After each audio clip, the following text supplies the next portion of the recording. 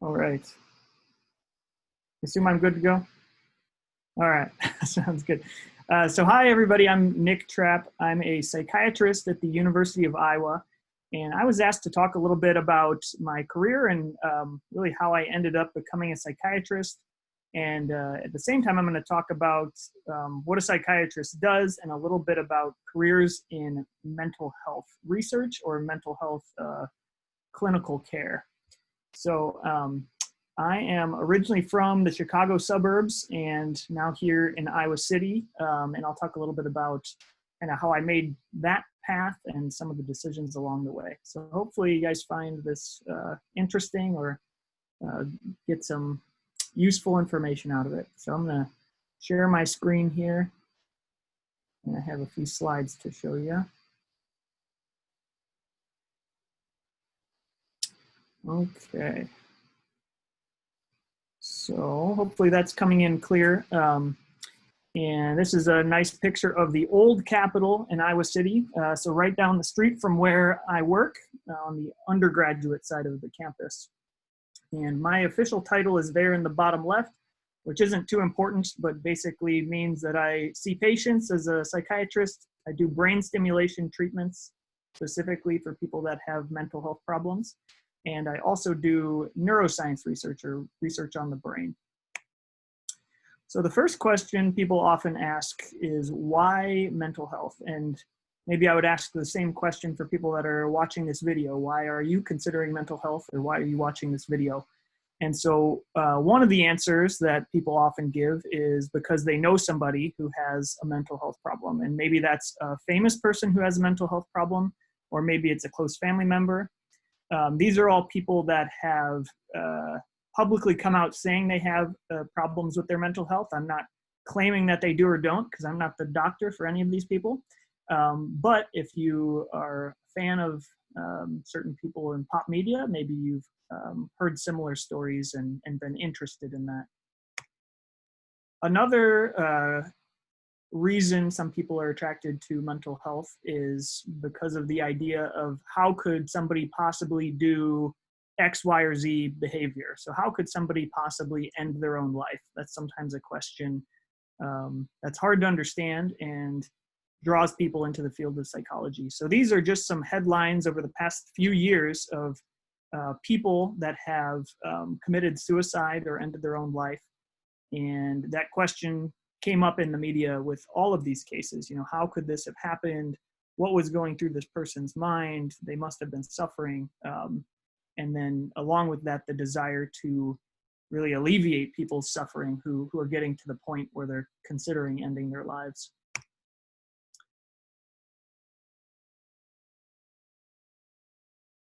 All right.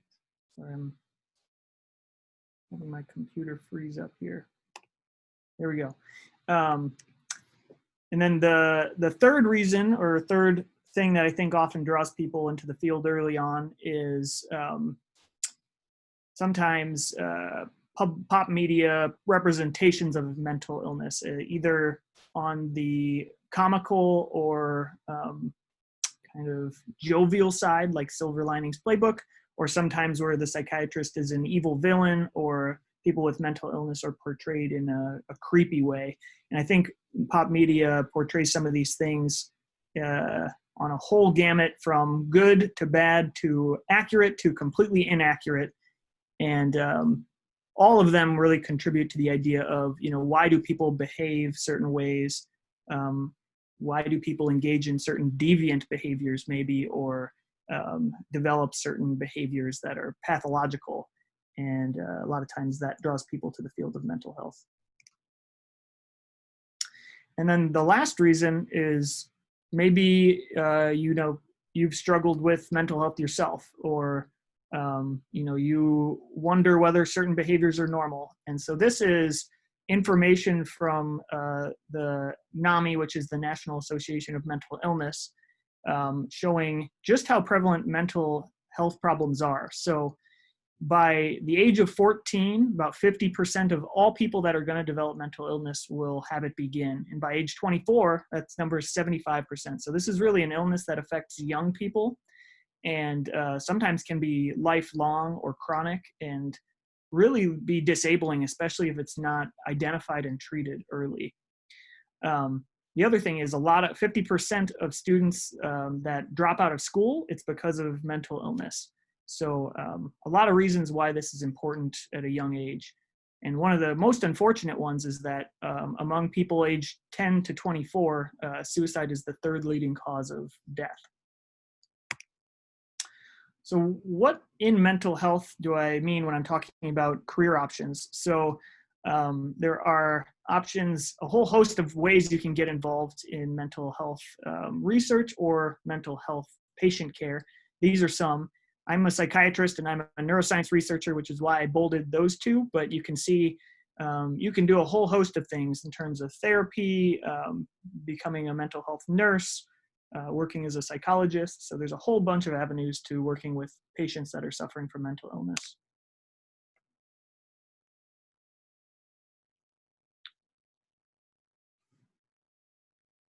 And sorry, we're freezing up again. There we go.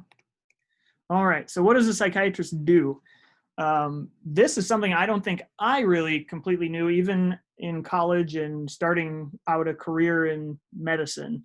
I think a lot of people's view is this, which is a psychiatrist sits and takes notes while a patient lays on a couch and tells them about their history and their past traumas and things like that.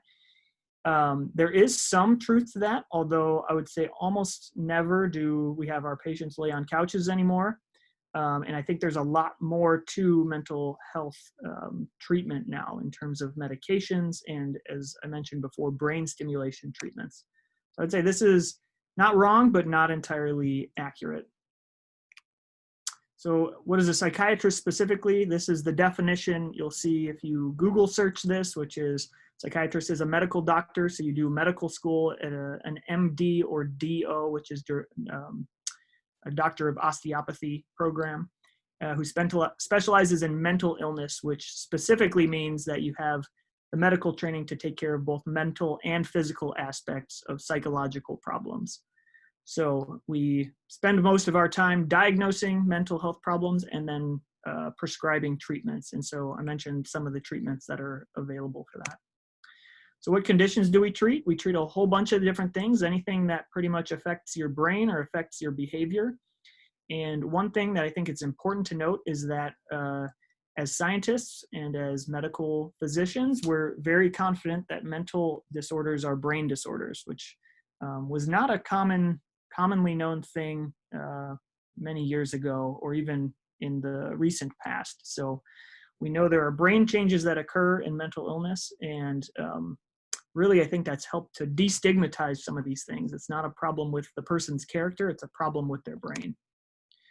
And then this is another question people often ask, which is what's the difference between a psychiatrist and a psychologist?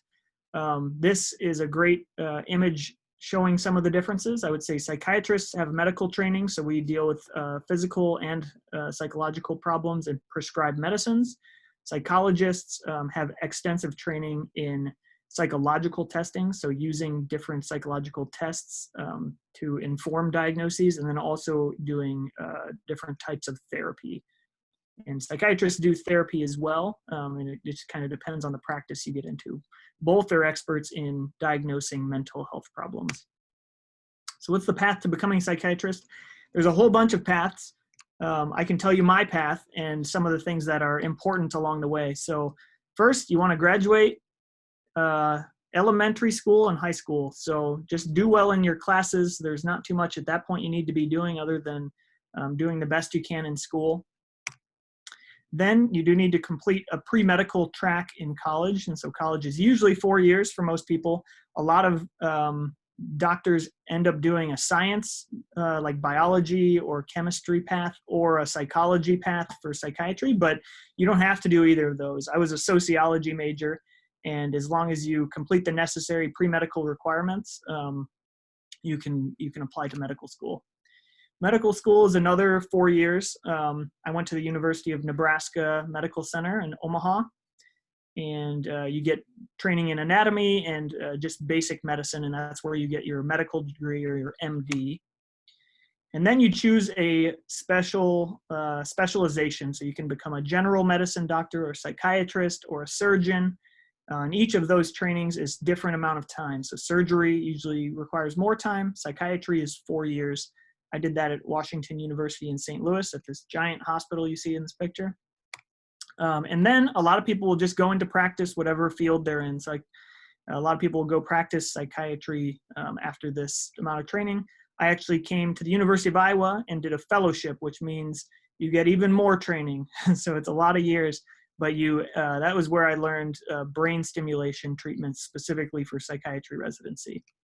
So some important things that are popping up in this top left in very small fonts, so I apologize for that.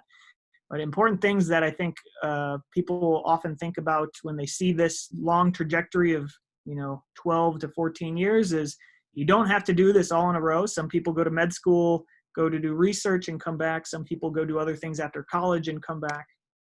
And no matter who you are, that amount of time sounds like a lot to everyone. So I just emphasize, if it's something you're interested in, this is not something where your ultimate end goal is becoming a doctor, but something you should be enjoying along the way. And it's hard work, but if it's what you want to do, this isn't wasted time. It's just great training time. So how did I become interested in psychiatry? I was not a person who was like, I'm going to be a doctor from childhood. Really, I had a winding path that ultimately led to becoming a doctor. And so when I was in elementary school, I loved writing and drawing. And so I thought I was going to be a novelist and write books. And I wrote books when I was young, and they were probably pretty bad. And then in high school, I said, I really like helping people. Sorry, 1 second there. I really like helping people. Doctors help people. And so I'll do that. Very simple thinking at that time. There's a whole bunch of other professions that help people, but that was my thinking at that time. And then in college, I kind of went through several different trials of different degree programs. So I started in pre-medicine, and then I did a semester in the business school because my dad is a businessman. And I thought, maybe I should be like my dad, do something in business. And then I really enjoyed sociology and psychology, so I became a sociology major. But ultimately, in figuring that out, I think college is a great time to explore and try to just figure out what you want to do, because you have the whole rest of your life ahead of you. And ultimately, I decided medicine and biology were really cool and what I wanted to do. And then in medical school, I said, I really love the brain. I really enjoyed my neuroanatomy rotation. And so I knew I wanted to do a brain specialty. And ultimately, psychiatry is a great way to focus on the whole person as opposed to just the brain, and why I ultimately chose that over other brain specialties like neurology and neurosurgery. And then, again, the brain was so fascinating, I said, I want to just keep studying this, and that was how I went on to do fellowship. And then fellowships also prepare you to do research, so that allowed me to do research as well as clinical treatment of patients. And usually when you do want to do both those things, you end up in an academic setting like the University of Iowa or a major university, as opposed to setting up shop in a small town and doing just medical care of patients. But this is just my path, and there's a whole bunch of different trajectories you could take and different things you could get into in mental health or in medicine. So what's a normal day like in psychiatry? Really, there's no normal day. You can do, as I mentioned, a whole bunch of different patient settings. So some people work in inpatient units, which is working with people that are hospitalized for mental health problems like suicide attempts or depression, or they're having breaks with reality, what we call psychosis.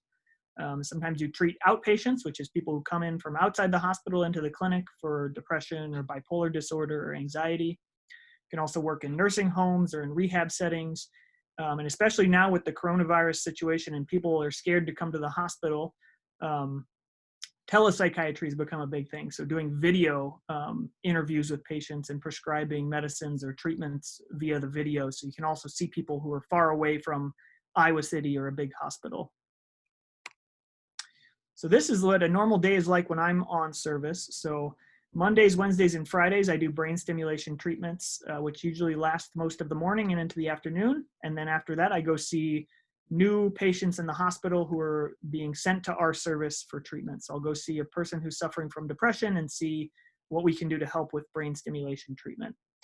And then on the other days, I see outpatients. So I get kind of a wide variety, which I enjoy. So I see people who are not so sick they need to be in the hospital, but they still need help. And so we'll do different types of infusion therapies, which is like putting medicine in through an IV, or just seeing them in the clinic and prescribing treatment. On the research side, researchers are also, there's a wide variety of things you can do. That's running clinical trials, so it's experimental treatments to see if they work, which is a very highly regulated setting to keep patients safe. And then you can also perform different types of experiments to try to improve treatments, organize meetings to help with patient care, and then you do a lot of writing, actually. So it goes back to me wanting to be a novelist. Maybe I ended up finding another way to write, which is writing to get money for grants to study certain things, and also writing papers to communicate scientific findings.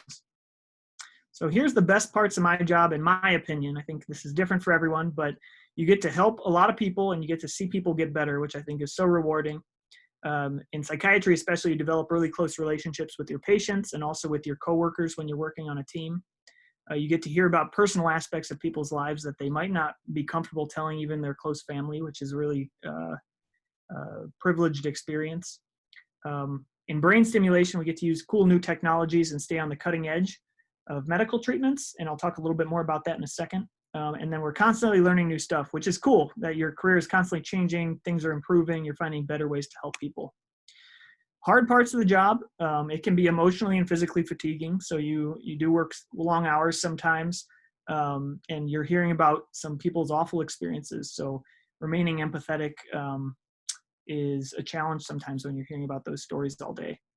You do have challenging and sometimes dangerous patients also, although I'll say that's usually rare, where patients are sometimes not engaged with reality and they're very scared and they might do things they otherwise wouldn't.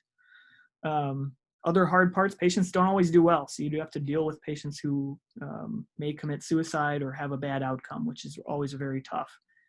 You do call shifts, so sometimes you have to take calls overnight or be in the hospital overnight. And then you're constantly learning, which I said was a good thing. Some people might say, oh gosh, just let me learn something and then be done with it. So if you don't like constant learning, this might not be the best option for you. All right.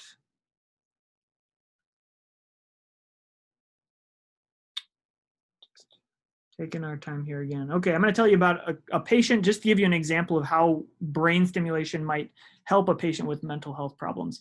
So this is not a real patient, but it's stories of patients with some details changed to protect their identities.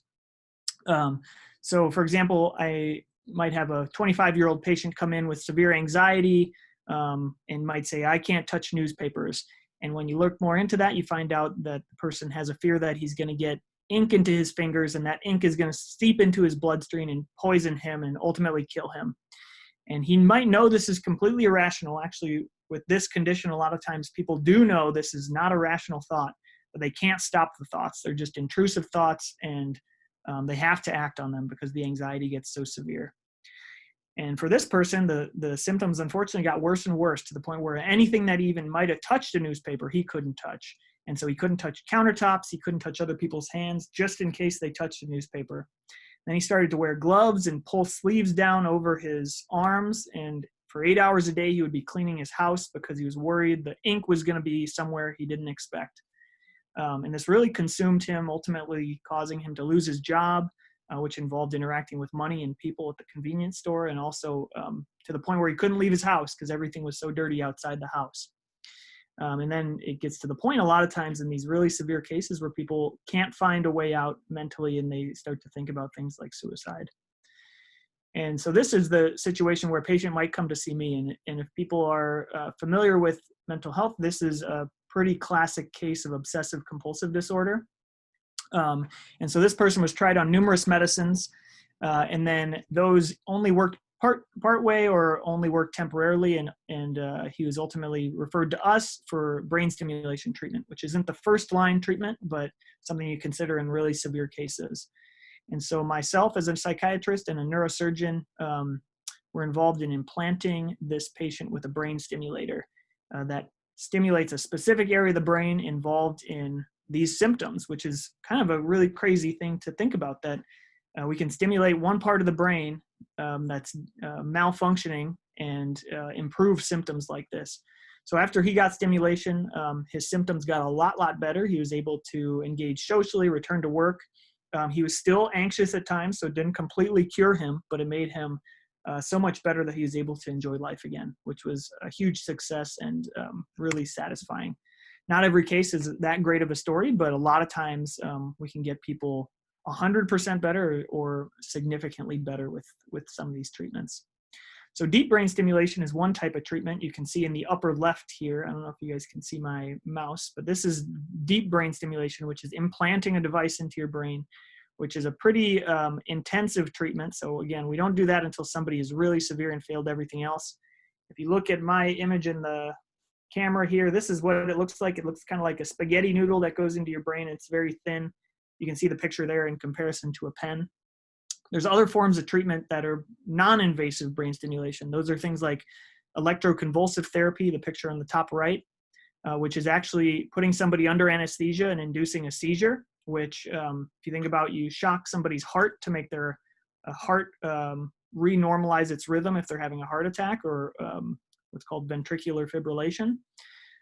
We do the same thing with the brain, and it works extremely well, actually. And it's not like you see in many representations on TV, but people can have amazing improvements with ECT, or electroconvulsive therapy, or shock therapy is what it's known. And then there's these other forms like transcranial magnetic stimulation, which is using a magnet that sits on the head to stimulate the brain, or implanting devices in certain nerves that go to the head. And so then we also look at experimental treatments. So the brain stimulation has kind of become a whole field within brain disorders in terms of treating. So I also do research. I'll briefly just mention what kind of things would a researcher do, and what kind of questions would we answer. So it kind of depends on your interest. Some of the things we're thinking about is how can we improve brain stimulation to get people even more better, or get more people better with these treatments. Are there other mental illnesses that we can treat with brain stimulation? So we're trying it for disorders that don't have an indication for treatment currently. So experimental to try to improve conditions like schizophrenia or bipolar disorder.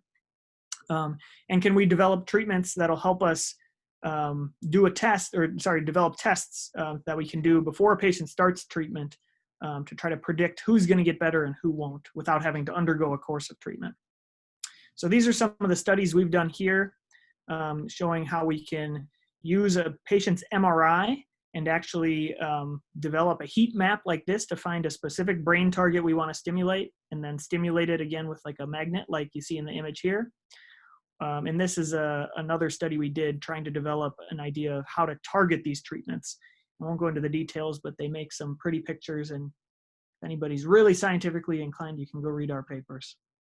So how do you know if this is right for you? I mentioned some of the things that are good and bad about the career, but if you're somebody who likes to help people, or you find people's stories interesting, if you have a lot of patience, psychiatry takes a lot of patience because sometimes patients take a while to get better. If you like solving complex problems, if you're fascinated by the brain like me, or you like sci-fi stuff, there's a lot of cool technology that sounds like it's straight out of a sci-fi movie. Or if you just enjoy a good work-life balance, psychiatry really provides that in a way that sometimes other medical fields don't as much. So why do we need psychiatrists? For a few main reasons. One, we don't have nearly enough of them. You can see in this top right image, this is the number of mental health providers in the US compared to some other countries. And pretty much other than Sweden, we have less mental health providers per capita in the US. The other main thing is that we're not doing a great job of managing these conditions. So suicide is on the rise, depression is on the rise. Unlike most conditions that we focus on in medicine, we decrease the rates. That hasn't been successful in psychiatry, unfortunately. So we need more people studying this and more people treating these patients. And then we know there's a lot of substance abuse. There's a lot of people developing Alzheimer's and different types of dementia in our society as the society ages. And I like mental illness because it's so stigmatized right now, and it's something that I think more people going into it and talking about it and showing that, again, it's a brain illness, the more we can fight that stigma and help people get the treatment they need rather than suffering in silence. And now with the coronavirus, there's an expectation that these needs are just going to become greater because there's so much stress and anxiety and depression that's been associated with the pandemic and all of the fallout in terms of unemployment and things like that. So that's all I have. Hopefully you guys learned something, and hopefully I got you a little bit excited about the idea of mental health research or mental health care for patients as a psychiatrist or in any other capacity. This is a picture of us holding a magnetic coil for treatment and getting ready to plan stimulation on a patient's brain with this cool software we have. So if you're interested in learning more about mental health research or what we do, this is my lab website. There's also tons of resources online. If you just Google mental health careers, you can find a lot of different things. So thank you for your time. Stop sharing my screen. And, you know, again, I think that important things to take home are early on, just doing well in school and trying to find out what you want to do and what you're passionate about are the most important things. And then things kind of fall into place along the way, and don't be afraid to explore as you go through decision making for different careers. So thank you for your time.